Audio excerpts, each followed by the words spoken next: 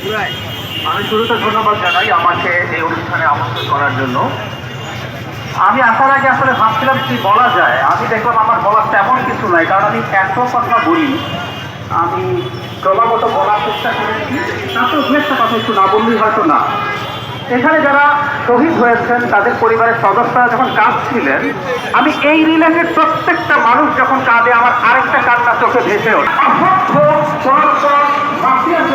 চরিত্র গঠন হইতো করতে পারে, মানে মাফিয়ারা এটাও জানে না, মাফিয়া এটাও জানে না কোথায় গিয়ে মায়া কান্না করতে হয়। উনি দুদিন পর কিন্তু হসপিটালে গিয়ে মায়া কান্না কেটেছেন, কিন্তু আগে কাঁদেন না, এটা আগে কেটেছে মেট্রো রেলে, তারপর কেটেছে সিটি করবে। তো এই হচ্ছে মাফিয়া হওয়ার প্রবলেম, এই হচ্ছে এরকম টাইরাইড হওয়ার প্রবলেম।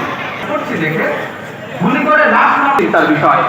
একটা পুলিশ মানুষ হত্যা করার কথা বলছে, স্বরাষ্ট্রমন্ত্রী নিশ্চিন্ত কষ্ট করেছেন, কিন্তু আমাদের মুক্তিযুদ্ধ করা পাকিস্তান মুখোমুখি হয়েছে তার আমাদের এই আন্দোলনে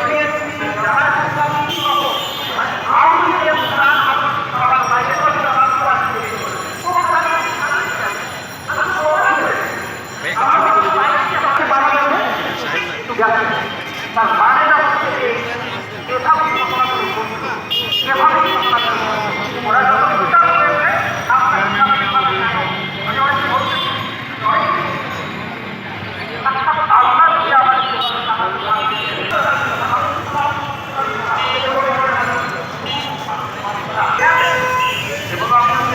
যেটা বলেছেন আমাদের সামনের এই কাজটা আছে, আমরা তোমাদের ভুলবো না যারা কোনো না কোনো ভাবে এই লড়াই করেছেন।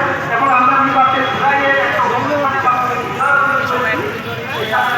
মায়ের সাথে কথা বলতে পেরেছি, তাদের অনেকগুলো প্রোগ্রামে গেছি, তাদের জীবনে কি বিভৎসতা হয়েছে আমি জানি। রাষ্ট্রপতি কর্মী বিশেষ করে দিয়েছি, ন্যূনতম যেটা হয়েছে বিশেষ করে বাংলা, আমি মানব করি বাড়ি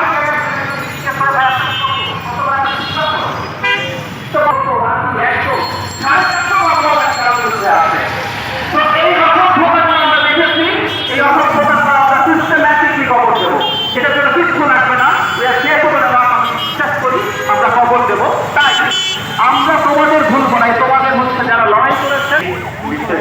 যদি কেউ আগ্রহী হন রক্ত দিতে, তাহলে আমাদের মঞ্চটি করে আমাদের সাথে যোগাযোগ করার জন্য অনুরোধ করছি।